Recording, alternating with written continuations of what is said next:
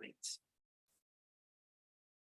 So do you want to, we're a few minutes past, do you want to let the others in online, and we'll kick off the session. Thank you so much for joining us today. A big thank you to H2H who are sponsoring this, hosting our session today, and thank you to our panelists as well, and for you for joining this session, and for you who are online as well. Hopefully the camera's picking me up. Yes, yeah, standing up. I'd like to introduce my panel. We have Ninni Ikkala Nyman, who's going to be telling us about the climate and environment charter, this document, and really pleased that Kirsten has come along. Kirsten Nyman, who's going to Kirsten Hagen, who's the co-chair of the IASC Climate Change Working Group, who's going to tell us a bit about the barriers and the obstacles in place that would prevent us from implementing the charter, perhaps.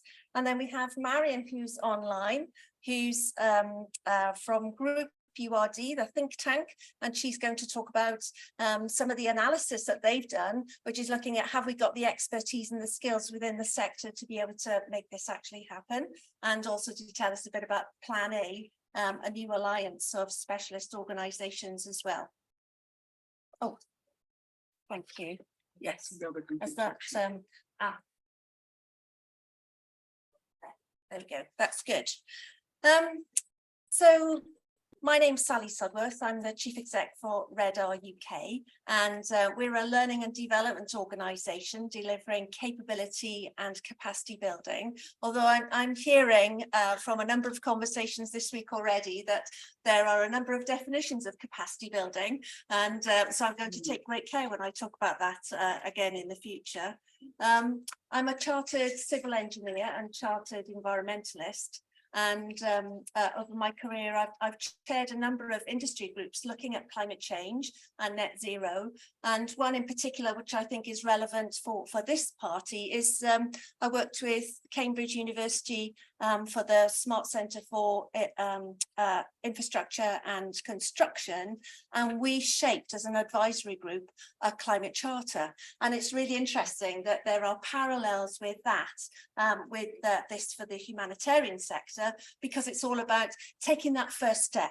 You know, even though you know it's not going to be perfect, giving it a go, and learning, committing to learning as you go, learning, committing to sharing that expertise, sharing data, going along that journey collaboratively with other organisations. So yeah, great parallels there, because we were doing that in the construction industry and the engineering sector in the UK as well.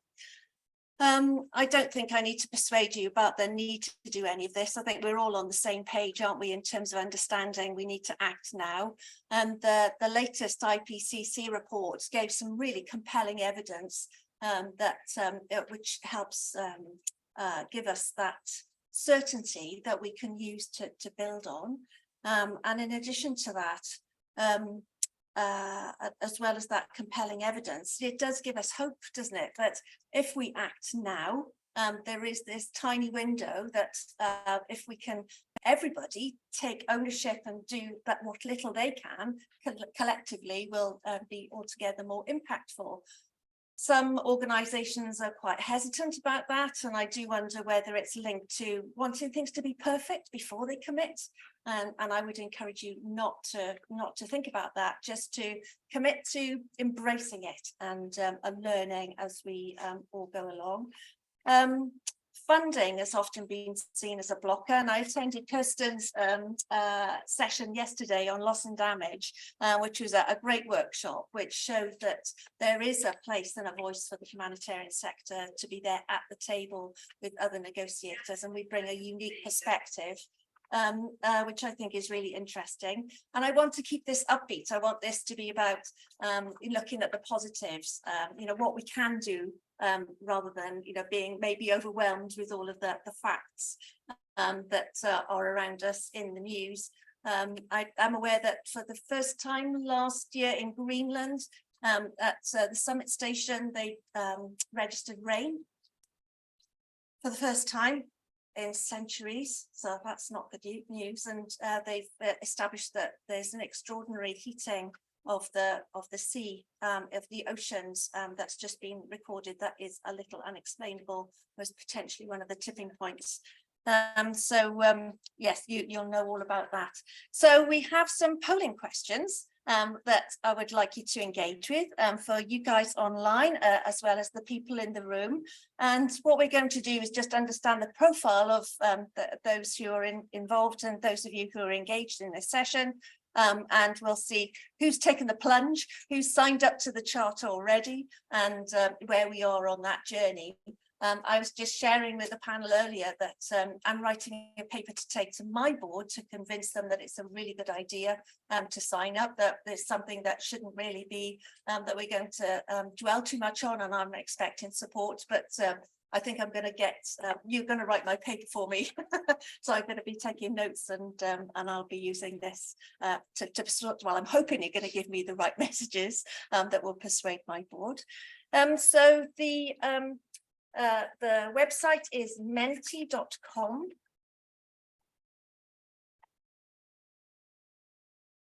You go to that website, menti.com, and if you put in the code 3806 2879, you will see the first polling question that's come up.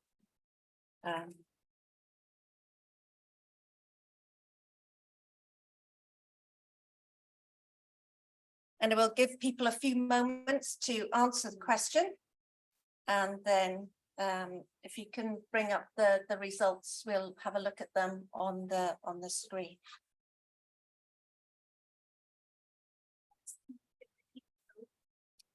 Yes, the code is there. Can we put it in the chat, Alex or Russia, please? We've just placed it in the chat for everybody there. Oh, wonderful. Thank you. 3806 2879.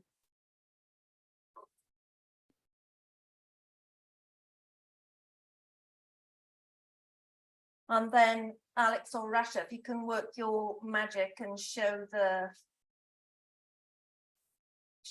results. Here we go. Is it working? Okay, so interesting. Okay, so we've got 6 organizations who signed up. No, who haven't. 8. That's promising. Not yet. I think I'm in that camp. That's the one that I've chosen. And don't know, which is fair enough. So that's really good. It looks like we've got quite a spread of people across the group that are in different places. So that's going to inform some really good discussions. So that's helpful. And so can we go to the next question? So for those of you who have signed the charter, have you set targets? I should have had not applicable as well, shouldn't I? I'll do the don't know. I don't know what our targets might look like for RedR. Yes. Okay, that's good. So those of you who've clicked yes, not to put you under any pressure, but it would be really interesting to know what sort of targets you've set and how you managed to get agreement on that, which is good. Looks like we've got all the results in. Yeah, okay. And so then the next question.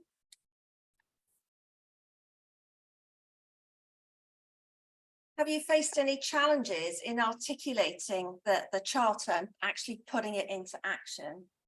I don't imagine that it is going to be straightforward, as we are all learning about the charter, how to get to grips with all of the 7 commitments that are described. Yes, so again, it'd be great to hear from you in terms of what challenges. There's a word cloud that is coming in a moment, which will help inform that. And what is the scale of the challenges that you faced around the implementation? So how serious are they? Are they insurmountable, do you feel, or are they mild in terms of being able to see a way through, being able to address those challenges? Okay, only one person saying, so this is quite reassuring, isn't it? That those who are facing challenges, they're okay. They're things that can be described, defined, and then hopefully we can find solutions. You might find other solutions here today with sharing information and stories. Okay. And then, yeah, the next two are around developing a bit of a word cloud. So if you can describe, put in some words that describe what you're facing. What have been your key challenges when it comes to acting on climate change?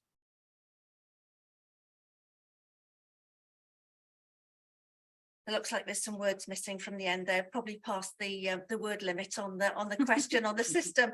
Two climate related extreme events is the rest of that. So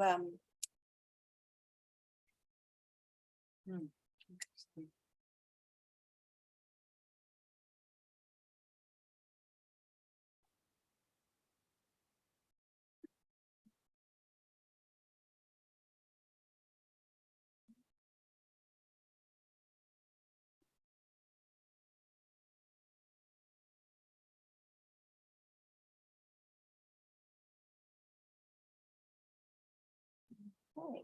So we've got funding, yes.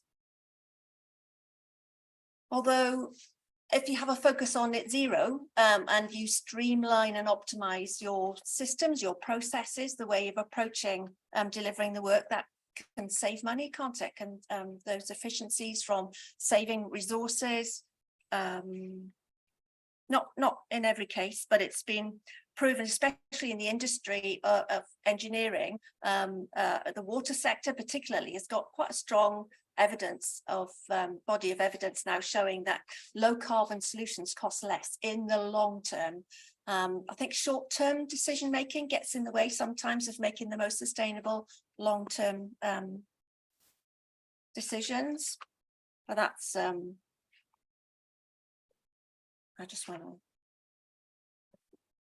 take we'll share the results of this with everybody who's registered. I'm just wanting to take a photograph. And the last one, how have you overcome them?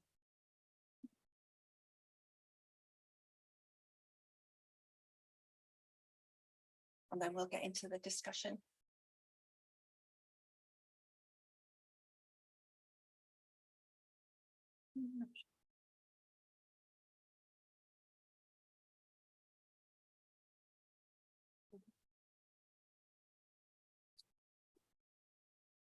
Haven't been overcome. Capacity building, not yet.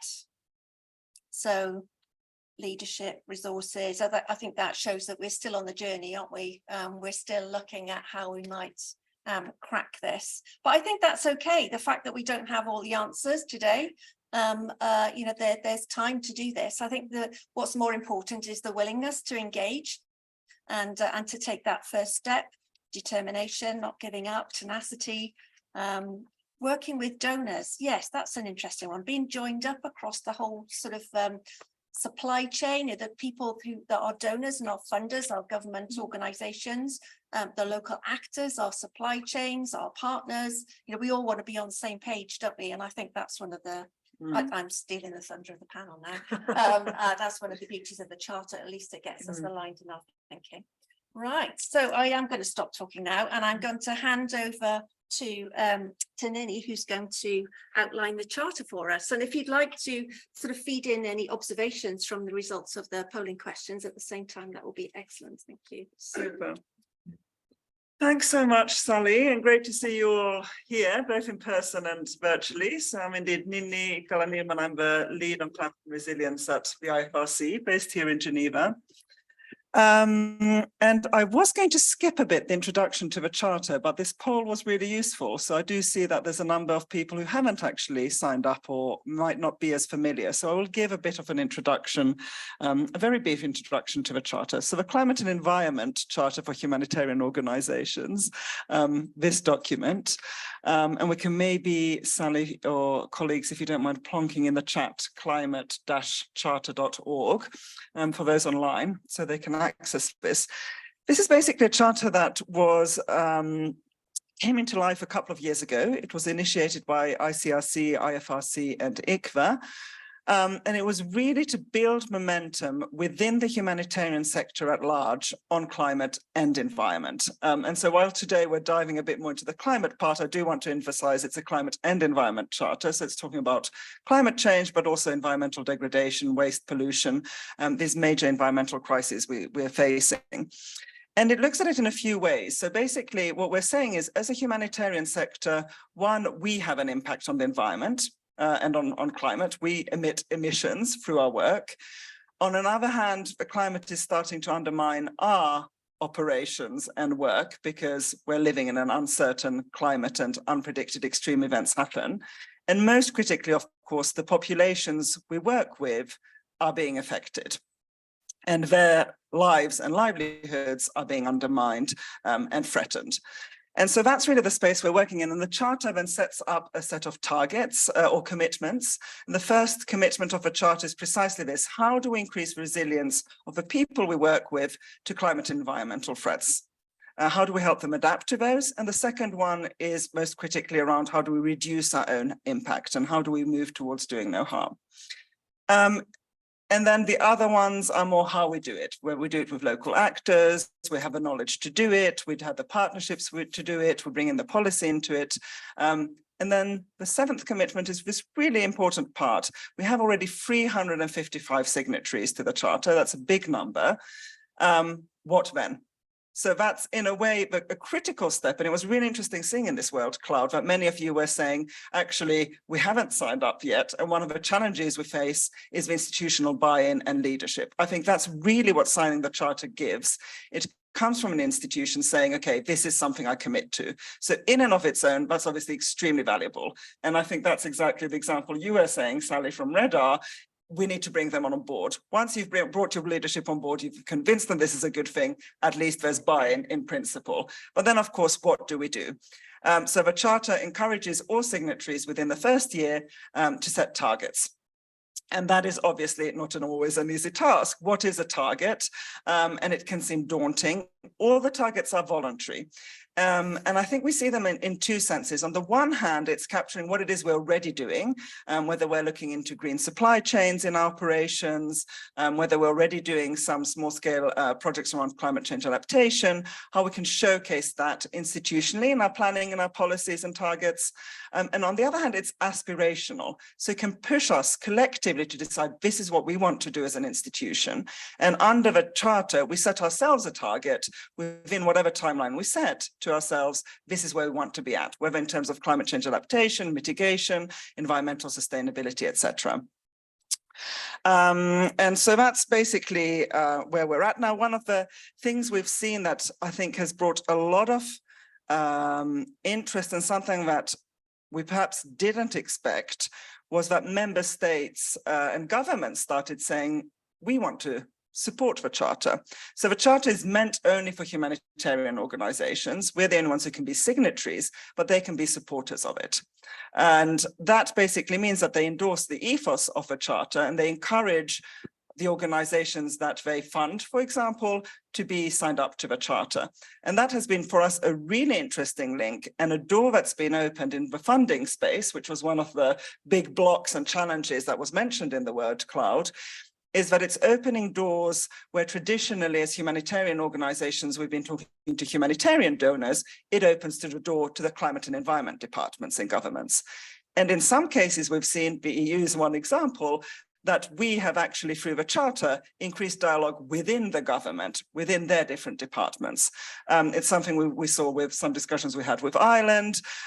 We've seen it in some of the Nordic countries. So the charter can also encourage those dialogues within institutions, within government entities. And I think that's something that's really exciting. And it's also something that bridges us more towards that funding space. And so I also see that each of us who are signatories can use that as a tool in our box.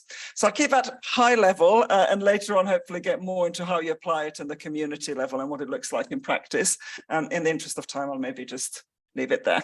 Thank you. Thanks so much. Kirsten, if we can move to you and to describe from your perspective what you've seen in the sector, the challenges and the hurdles that we need to overcome to adopt this approach. Okay, so hi everyone, my name's Kirsten Hagen and I'm here because I'm the co-chair of the IFRC Climate Change Working Group. And maybe just to flag in terms of the IFRC, and I see a couple of familiar faces in the room who've been at our events over the last couple of days, is that when we set up this working group, or the first version of it in 2019, the IFRC principals had not met to discuss climate change. It had not been on their agenda for 10 years. And so I think that gives you a little bit of an indication in terms of the readiness of our sector, that if it's not the biggest threat that is facing this planet effectively has not been discussed at the principles level, then it does raise the question of how ready are we to actually act on this? And we're definitely seeing a difference at an institutional level of the different institutions in terms of how much they're already dealing with climate change. And I think the charter has helped some organizations to put out the kind of, these are the steps we need to go through. And there's also a question of what do we need to change as a sector? So one of the conversations we've been having, and I think Marion's going to talk a little bit about the institutional challenges of individual organizations in implementing the charter. So I don't want to go into that in too much detail, but what we've been discussing as an IFRC group, we've been tasked with this question of, well, what is our role as a collective to understand the barriers to climate action or the challenges facing the humanitarian sector, the barriers to climate action, and how can we work together to try and address some of those barriers and create a system and a framework and the right tools and the things that are needed to actually enable all of us collectively and individually to deal with what's coming our way. So in terms of some of the bigger picture challenges, the obvious one is what Sally just raised in terms of the scale of the needs. So I manage something, and this is in my IFRC hat, I manage something called the World Disasters Report. And there's actually a couple of colleagues here who've worked with me on this, and it makes me a little bit of a data nerd, I guess. I like statistics and so on. And we mapped climate and weather related disasters since the 1960s. And we did sort of decade by decade comparisons. And what we saw is that it went up in the 90s from around 76% of all disasters were climate and weather related to, in the last decade, it was up at sort of 83 to 85% of all of the disasters. So we're seeing this growth of climate and weather related disasters. And just to note, a disaster is not the event that happens. So the IPCC has said more extreme weather events happening more often, with greater severity and greater variability. So hitting communities that just are not used to having a cyclone, are not used to having a flood, are not used to having a heat wave. But the disaster piece is the human bit. Were 100 people affected by this? Were 10 people killed by this? That's when it hits the disaster threshold. So we're seeing this number of disasters that are attributable to climate and weather related events going up. So what does that mean is potentially if there's a lack of investment in adaptation and recognizing not many humanitarian organizations do climate adaptation, we're going to see potentially a doubling of humanitarian needs by 2050. So as humanitarian organizations, we're already struggling to meet current needs, conflict related and disaster related. How on earth are we ever going to manage that? So the first biggest challenge is absolutely scale. What on earth can we do to address these issues at scale? And no one of our organizations can deal with that. And to be frank, if there's not adequate mitigation and adequate adaptation, a lot of which have to be done by people other than ourselves, although we have a responsibility, we're going to be left with a mess that we frankly just cannot deal with. So there's a big question there about the readiness of the sector at large.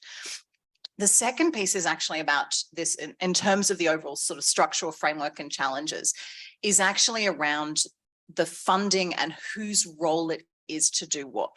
So what we hear from colleagues in the field is this challenge of, say you are in Central African Republic. And I don't think we have any colleagues from ICRC in the room, but when having these conversations often with our ICRC colleagues, and they've been like, well, we are seeing communities every year getting flooded.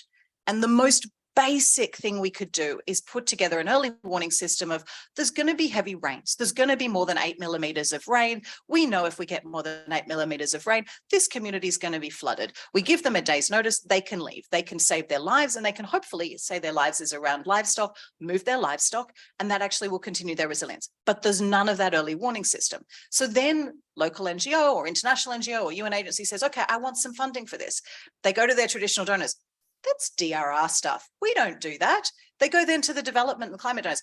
That's Central African Republic. That's a humanitarian crisis. We don't do that. And so you have this issue of where the organizations are actually willing and able to do something about the challenges they're seeing in particular context, the context where many of us work, they're actually really struggling to get the donor interest. Now, they're starting to see some shifts in this. We're starting to see changes, and I think the early warning anticipatory action is a really welcome shift in this, but that's a huge challenge that everyone is facing.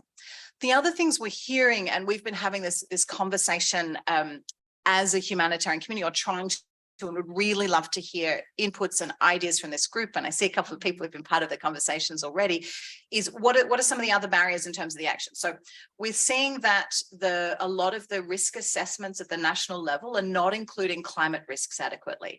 Now, some of that is because we don't necessarily have the technical expertise.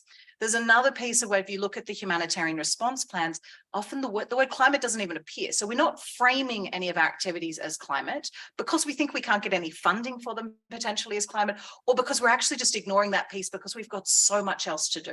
So the next question we ask, and you ask the different clusters, why are we not working on this, is like, we just don't have time. We've got so many urgent needs that we're responding to that we can't do it. And then the other piece, and this was raised really compellingly, I think, yesterday in the session on loss and damage. And for those who haven't followed, loss and damage is effectively the climate community's word for negative humanitarian impacts of climate change. They have human impacts and they have biodiversity impacts, economic impacts, and so on. But a big piece of that is loss of lives and loss of livelihoods and loss of homes.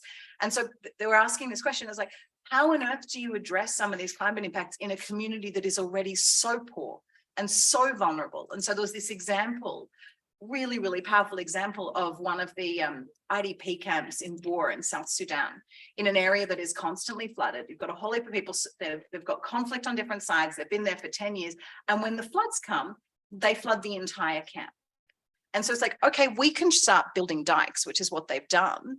And that's issues around cholera, obviously, and around people dying in the floods. But these people are still there. They're still incredibly poor. They're in the most marginalized. They're in the most disaster affected.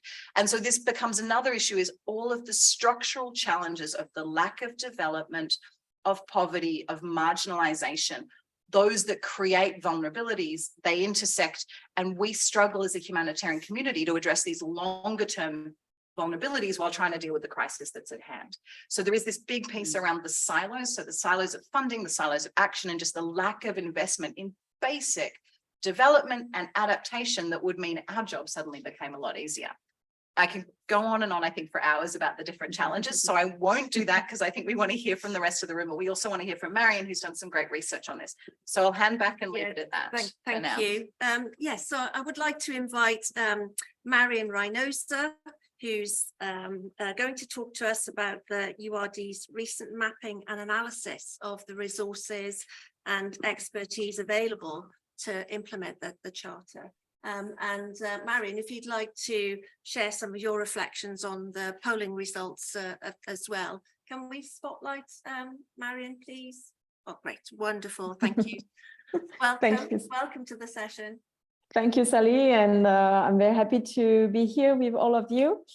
I think the polling questions were very, very interesting because they really reflect what we found in the assessment we just conducted for DG ECO, which was the objective of this assessment was really to produce a snapshot of the support available to signatories of the Charter to implement Commitment 1 and 2.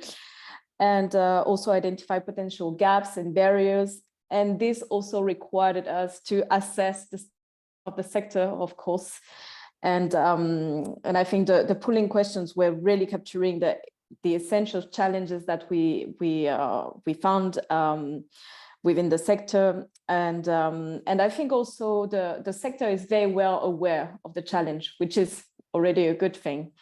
We saw that there is a huge disparity sometimes in the resource and expertise available between commitments, especially on commitment 1, which is more on adaptation. And I completely agree with what Crescent just said about silos, also prioritization. And a big thing that came up as we were, we interview almost 200 people, through consultation and interviews. And the lack of leadership and organizational buying are really a key challenge within organization. And this, if we really want to see the sector to act in a transformative way, this barrier should really be tackled. There is also, I think, what we saw as well is that even if the GECO funded this work, everything which is related to the climate crisis fund financing should also break donor silos. And this is another key barrier. Climate change is not just the fact of humanitarian organization or development organization. It should be transversal, and the funding should be more adaptive and showing this reality as well. I don't know if I should go deeper in the analysis, Sally, just let me know. I don't want to jump on the next questions. No, that's fine, thank you. And you've also been involved in setting up Plan A, which is a collaboration of specialist organisations to provide support. Do you want to say how that came about and what it looks like? And are you still open to new partners to join the group? Yeah, very well. Yes, I can talk about Plan A. So Groupe URD Adapt Initiative, which is an initiative led by Paul Knox-Clark, and IDMI, who's based in India. We have a long-lasting relationship of work, and working on the climate crisis and running several assessments and analysis of the sector. We found that joining forces and creating partnership is really a key, because the climate crisis is complex and require diverse skills and to look at multi-levels. So I don't think that the sector needs to work together, and it's what we really want to do through Plan A, which is an alliance, at the moment more informal, I would say. And the aim is to bring together knowledge of what works in order to create concrete solutions to challenge the climate-related crisis, and also provide operational guidance to organizations and decision makers at all levels.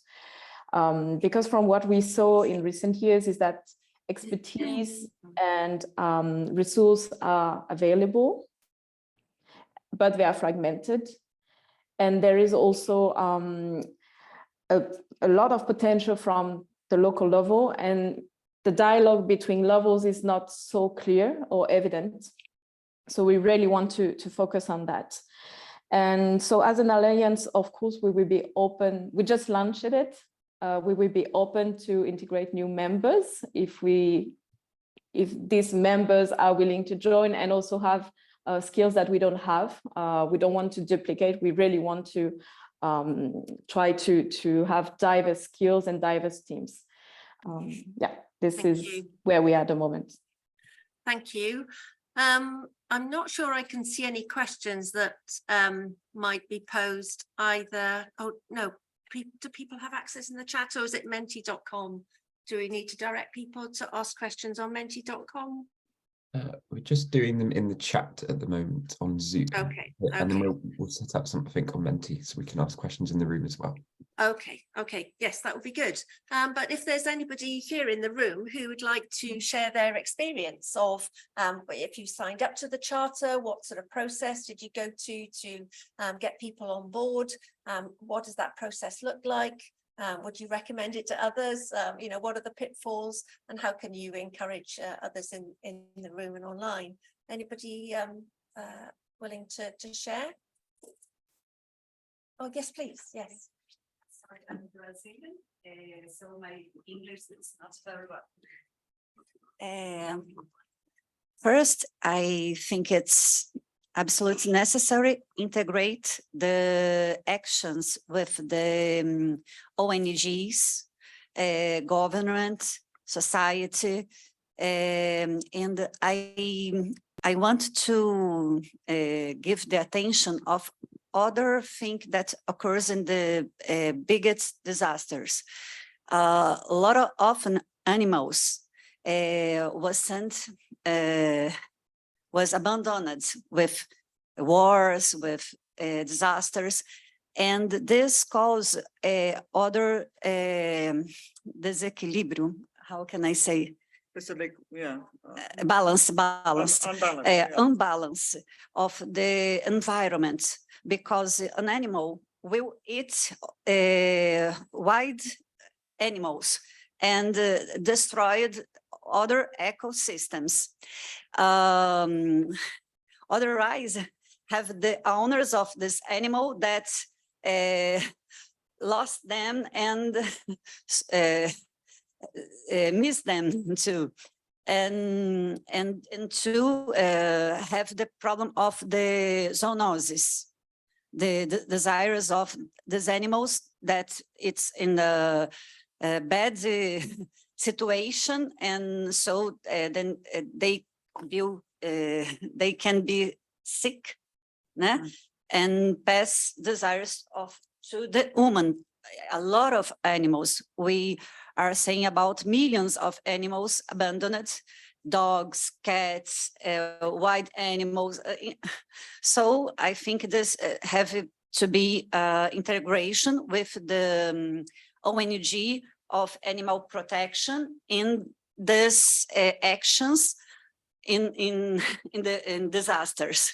I don't know if I speak very well, but I think I communicate myself. Yeah, I think it's definitely part of the picture, isn't it? It affects people's livelihoods, as well as the habitat, the rich, diverse habitats that we have, and the nature crisis that we're experiencing at the same time. So if we want to reach that balance, then we need to have that in mind as well. Yes, thank you.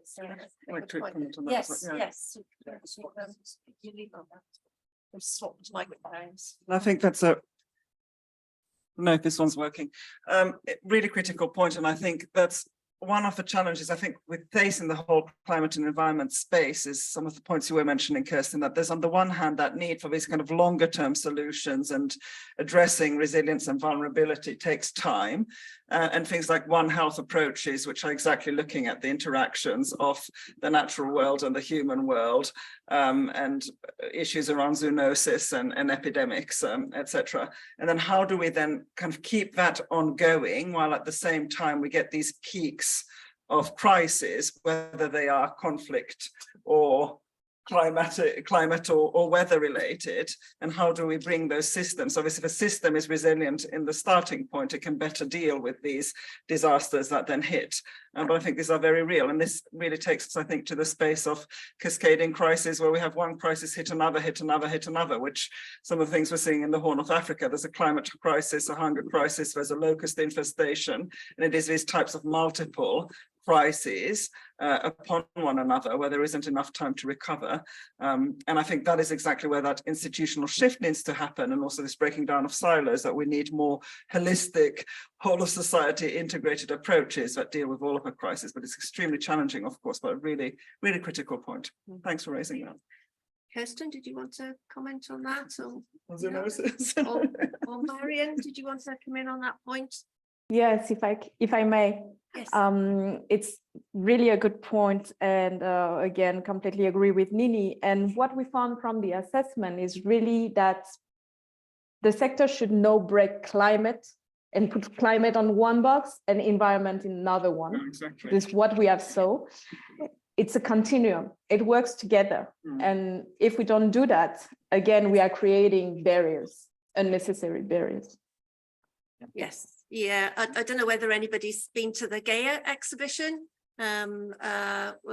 it's you know, the big globe that they've taken around different parts of the world. It's made an appearance at COP26 and COP27, and Gaia is all about that, isn't it? It's looking after Mother Planet Earth and recognizing that everything is interconnected, and if you upset that balance, then there's going to be repercussions for in some way. Yes, the lady there, you've got a question, and then we'll go online. There's a microphone. Thank you.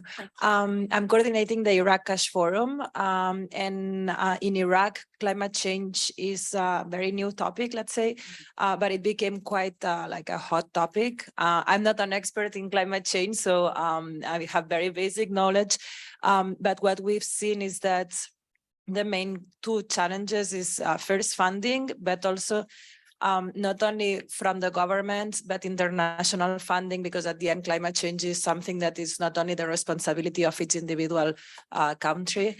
And it's really, really hard to respond to different effects of the climate change. Then the lack of knowledge, there are many organizations that they want to adapt and as a cross-cutting, not only to respond to climate change, but also to integrate climate change in different types of programs. And many of the organizations, they don't have this expertise, they don't know how to do it. But other than all of this, to respond and to adapt, etc., I think that what is really important is to advocate, to change policies. Otherwise, we can continue responding, but if we don't change anything, I think that this will continue and we will never find like a proper solution. Kirsten, I don't know, yeah, would you like to respond to that, especially from Thank the you so much for discussions? raising this point. Yeah. So super important. And I'm hoping this works mostly because I think the people online won't hear otherwise. So your point about the lack of funding has been particularly problematic in fragile and conflict affected states.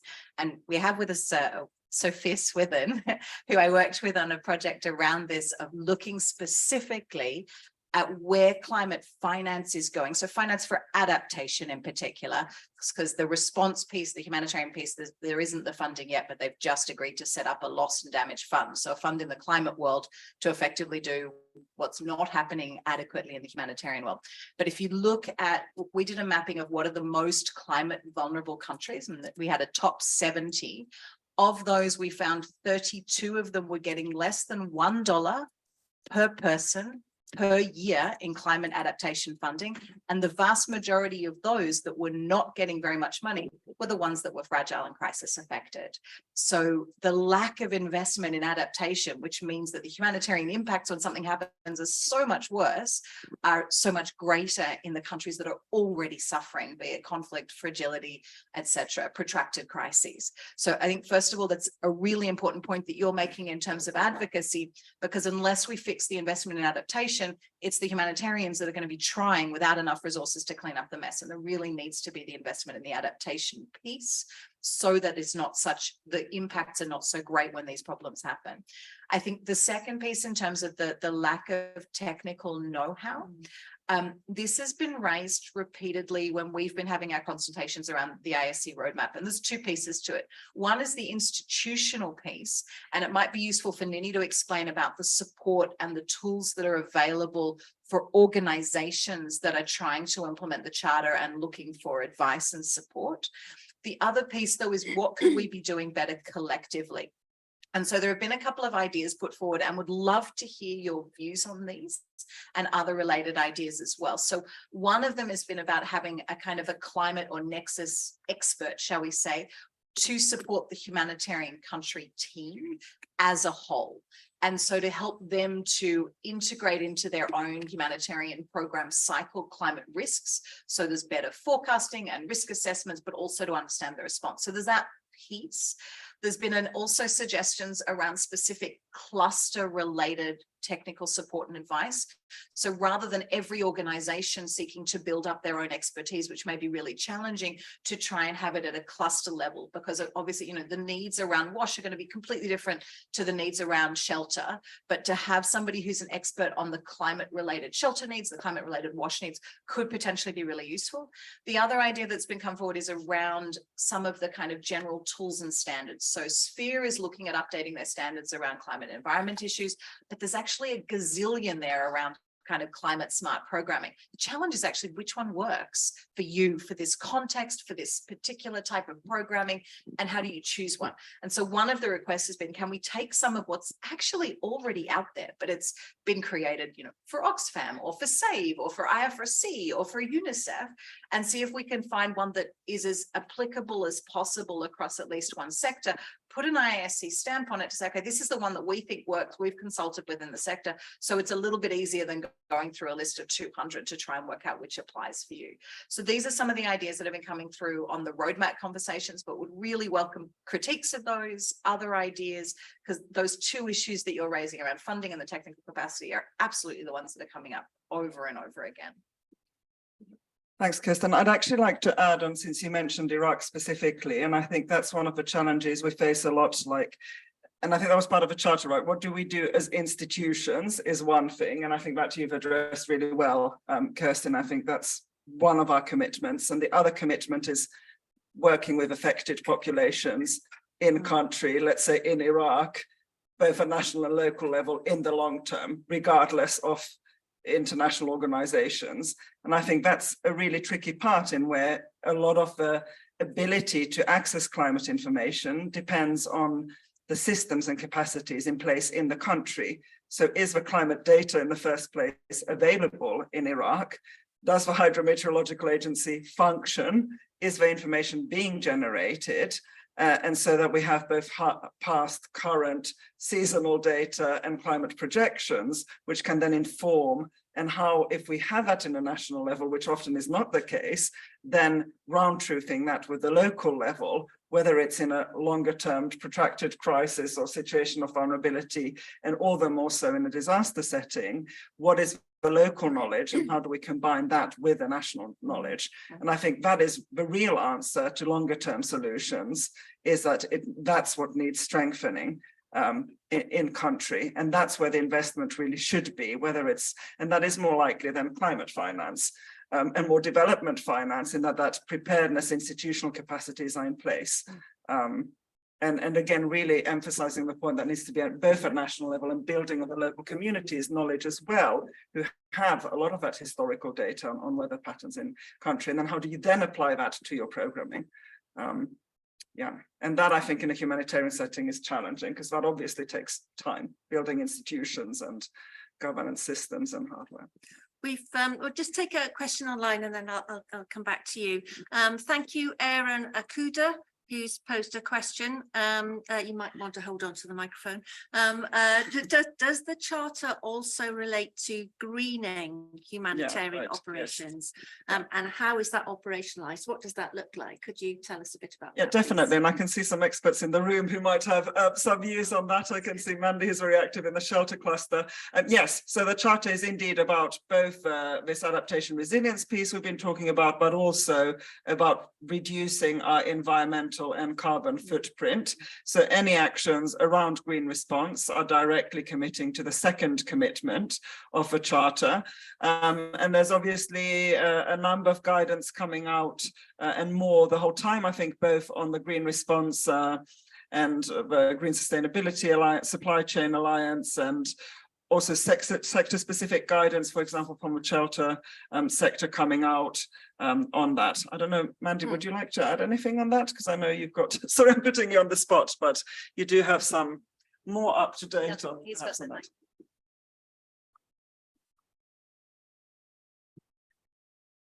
Thanks. Yeah, Mandy George from the Global Shelter Cluster, environmental advisor. Yeah, I think when the charter was developed, there was a real push to include both of those sides, wasn't it? The climate side and the green response side of things as well. So from the shelter sector, I mean, we're working on a couple of different approaches. One, trying to mainstream environment into the kind of humanitarian architecture. So looking at the humanitarian program cycle, the humanitarian response planning, humanitarian needs overview, and providing guidance on how to do that.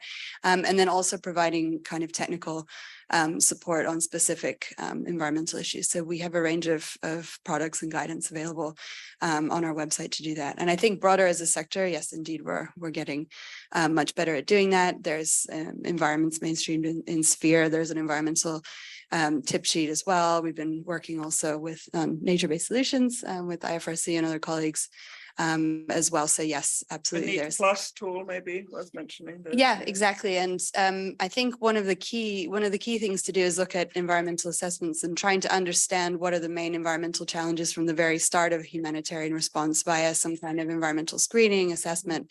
And yes, the NEAT Plus is one of those tools that's being quite widely used.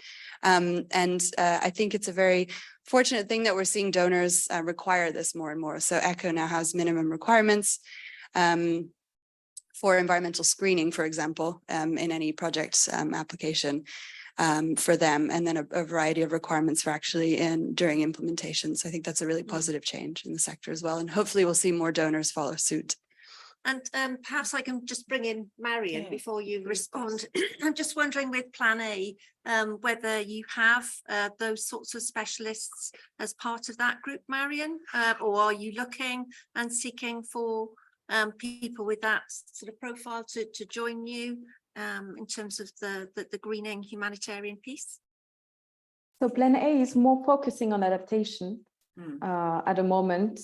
But from Groupe URD perspective, which is my other hat, we do work a lot on the greening humanitarian aid, as we are also facilitating a big network, the REH, which is an environment humanitarian network. And there is a lot of working groups on specific topics such as carbon or waste management. If any organization want to join, they are invited to do so. But for Plan A, we are more focusing on adaptation at the moment. And do you see nature-based solutions being part of that?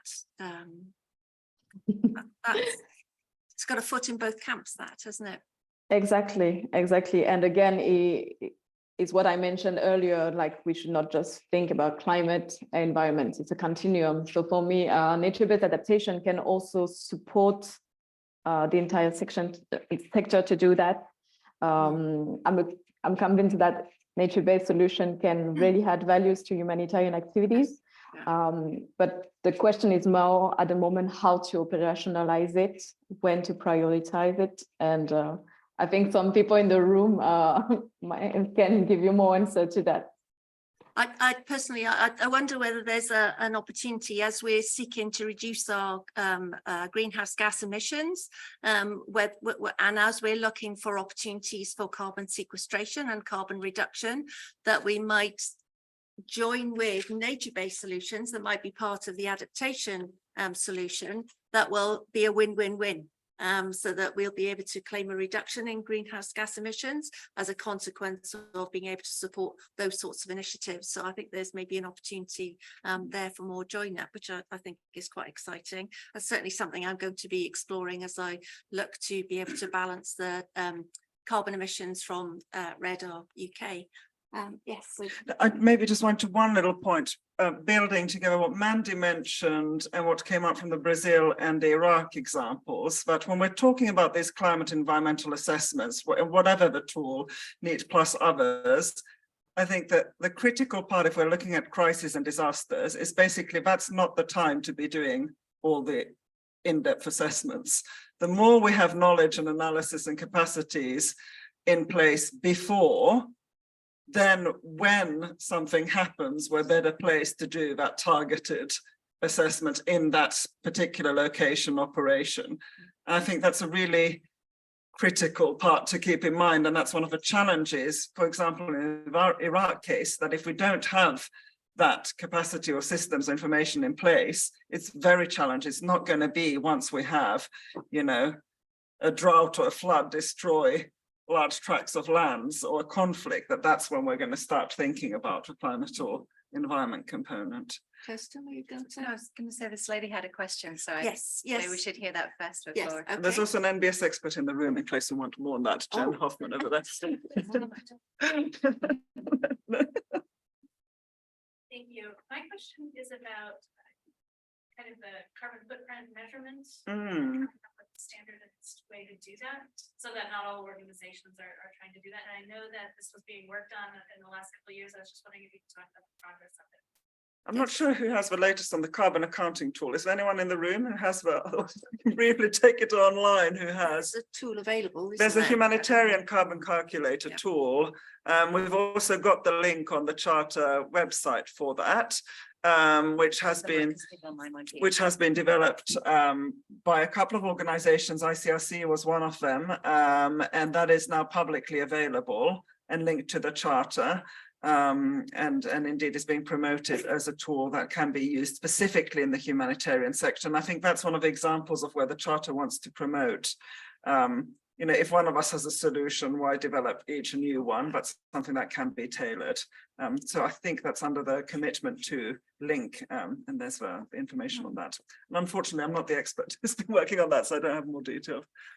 And I think, you know, for people who are just starting with a blank page and not really understanding what to do with any information they might be gathering, is just to do some, just to stop and consider where your greenhouse gas emissions might be originating from, establish what your hotspots are in your organization and focus your attention on dealing with that in the first instance, and not try to measure absolutely everything that you're doing in every aspect, because it's the 80-20 rule of looking at where you're going to get the best return for your effort, because we're all busy people and there's lots of things to do, but there are the benefits from focusing on this, because as I mentioned earlier, it can drive efficiency and save money.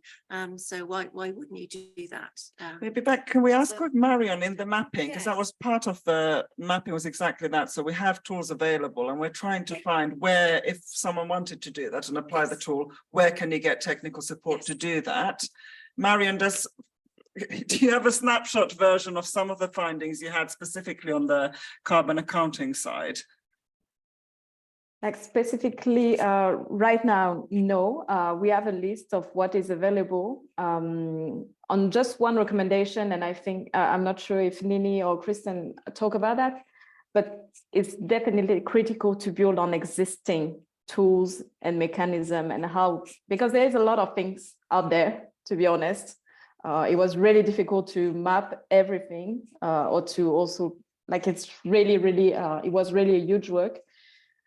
But some tools or guidelines work very well. Some organizations are very well advanced on specific topics. And we really believe that the climate charter team, or whatever structure goes behind that, will have an added value to look into that. Yeah, this was what we thought. And there's a lot of things indeed on the carbon tools. Thank you. Maybe if I can just add a couple of points. So one is that there are, and there's a question at the back. One is that there are a lot of tools available. If you go onto the Charter website, under each of the commitments, you can then see what are the tools that are available to support implementation. And so that includes on the greening side, but also on the adaptation side. Also around like each of the different commitments that's there, because so there's 7 different commitments. So each one of them has a list of the potential tools. The challenge obviously remains, do they work for you? Which one to choose? You know, there's a level of capacity that is valid. I think the second point I want to make is the importance of the work that is being done already. So a lot is already being done, and in particular by the clusters, and each cluster has different challenges. So Mandy was mentioning some of the fantastic work that's been done in terms of greening the shelter cluster response. I think the logs cluster, the logistics cluster, and we had somebody who was there at our roadmap session as well on that, really critical for this particular piece of the puzzle at a collective level, at a country level. But then each cluster also has the adaptation challenges as well. So if you think about, if you're dealing with shelter, the challenge we have, that the vast majority of IDP and refugee camps are in the most exposed locations. They're in the land that nobody wants. So where's going to get flooded? Where's going to get the cyclone? It's going to be in those camps. What are we going to do about the fact that so many of those are going to be vulnerable to heat waves? So how do you build a shelter that is actually going to deal with, was going to enable people to survive in a heat wave? So that's, I mean, that's a shelter specific one. Then you have the wash specific ones, and then you have the health specific ones. And so I think looking at what has been produced already by the different clusters recognizing that we don't have all of the tools and advice and things that we need yet. That's an ongoing process, I think, is also really important. But there was a question up the back, I know. Well, we're out of time really, so if it's a really brief one, otherwise perhaps you can talk to our panel after the session. I do want to no, thank you. I do want to keep us to time and to give us a chance to grab a coffee before you head for the next session. Thank you so much for joining the session today. We are going to share all of the results of the polling questions. We'll give you the tools, access to the various websites that have been mentioned today, and the tools available to you. And do reach out to Marion and this group of expertise and specialists that have been set up on adaptation in particular. But maybe we need to set up a similar group to help us with the charter. But thank you so much. If you can thank our panelists speakers today. Thank you.